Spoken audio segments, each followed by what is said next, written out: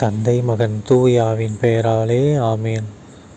மத்தேயு எழுதிய நற்செய்தியிலிருந்து வாசகம். அதிகாரம் 13, இறைவசனங்கள் 18 முதல் 23 முடிய. அக்காலத்தில் இயேசு தம் சீடருக்கு கூறியது: விதைப்பவர் உவமையை பற்றி கேளுங்கள். வழியோரம் விதைக்கப்பட்ட விதைகளுக்கு ஒப்பானோர் இறையாட்சியை குறித்த இறை வார்த்தையை கேட்டும் புரிந்து கொள்ள மாட்டார்கள். அவர்கள் உள்ளத்தில் விதைக்கப்பட்ட விதைகளை தீயோன் கைப்பற்றி செல்வான். பாறை பகுதிகளில் விதைக்கப்பட்ட விதைகளுக்கு ஒப்பானோர் இறை வார்த்தையை கேட்டவுடன் அதை மகிழ்ச்சியோடு ஏற்றுக்கொள்வார்கள். ஆனால் அவர்கள் வேரற்றவர்கள், எனவே அவர்கள் சிறிது காலமே நிலைத்திருப்பார்கள். இறை வார்த்தையின் பொருட்டு வேதனையோ இன்னலோ நேர்ந்த உடனே தடுமாற்றம் அடைவார்கள். முட்செடிகளுக்கு இடையில் விழுந்த விதைகளுக்கு ஒப்பானோர் இறை வார்த்தையை கேட்டும் உலக கவலையும் செல்வ மாயையும் அவ்வார்த்தையை நெருக்கி விடுவதால் பயன் அளிக்க மாட்டார்கள். நல்ல நிலத்தில் விதைக்கப்பட்ட விதைகளுக்கு ஒப்பானோர் இறை வார்த்தையை கேட்டு புரிந்து கொள்வார்கள். இவர்களுள் சிலர் 100 மடங்காகவும், சிலர் 60 மடங்காகவும், சிலர் 30 மடங்காகவும் பயனளிப்பார். ஆண்டவரின் அருள்வாக்கு. கிறிஸ்துவே உமக்கு புகழ். அன்பான சகோதர சகோதரிகளே, இன்று பொதுக்காலம் 16ஆம் வாரம் ஜூலை 26ஆம் தேதி 2024ஆம் வருடம் வெள்ளிக்கிழமை. இன்று நாம் புனிதர்களான சோக்கிம் அன்னாளுடைய நினைவை கொண்டாடுறோம். இவங்க யார்? நம்ம தூய மரியன்னையுடைய பெற்றோர்கள். ஓகேங்களா? நம்ம மாதா அம்மா இருக்காங்க இல்லைங்களா, அவங்களோட அப்பா அம்மா தான் இவங்க சோக்கின் அன்னம்மாள். அதாவது இயேசுவோட தாத்தா பாட்டிங்க. ஓகேங்களா? ஸோ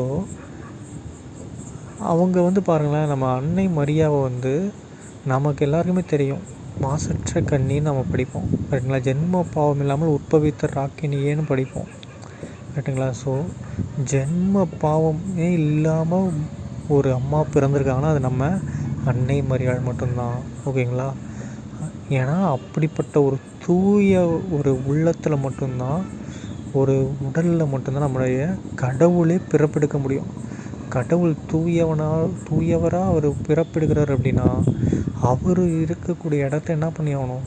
தூய்மையானதாக கொண்டு வரணும். அதனால தான் பாவமே இல்லாமல், பாவத்தில் நமக்கு தெரியும் 2 பாவம் இருக்குது, ஜென்ம பாவம் கர்ம பாவம்ன்றது இருக்கு இல்லையா?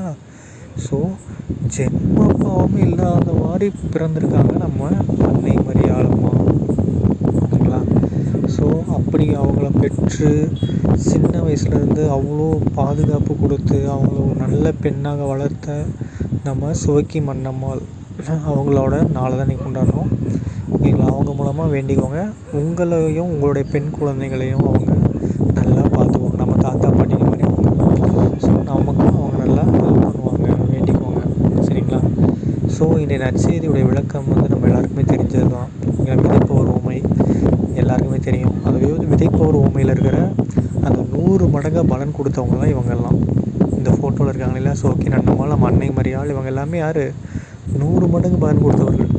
ஓகேங்களா? கடவுளுக்காக தன்னையே அர்ப்பணித்தவர்கள். ஏன்னா அன்னை மரியாள் மனசில் ஒரே ஒரு விதை தான். என்னது? நீ கடவுளுக்கு தாயாக போகிற.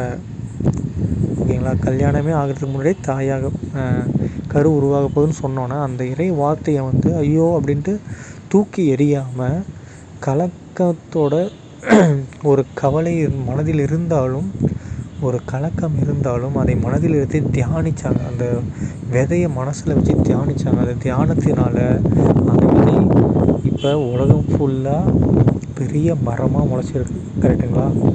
ஸோ நீங்களும் நானும் என்ன பண்ணணும்? இறை வார்த்தைகளை நமக்கு ஒவ்வொரு டைம் சோகமாக இருக்கும்போதும் அதுக்கு பல இறை வார்த்தைகள் பைபிளில் இருக்குது.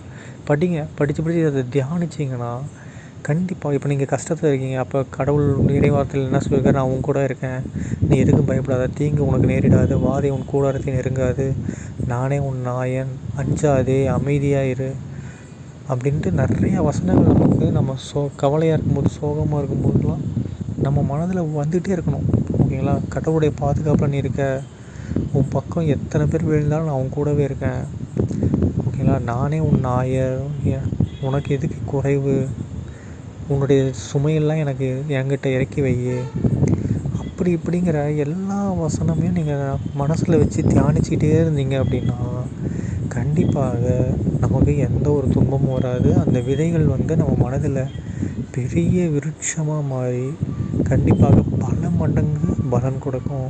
ஓகேங்களா? மற்ற விதைகளெல்லாம் நம்ம கணக்கில் எடுத்துக்கவே வேணாம்.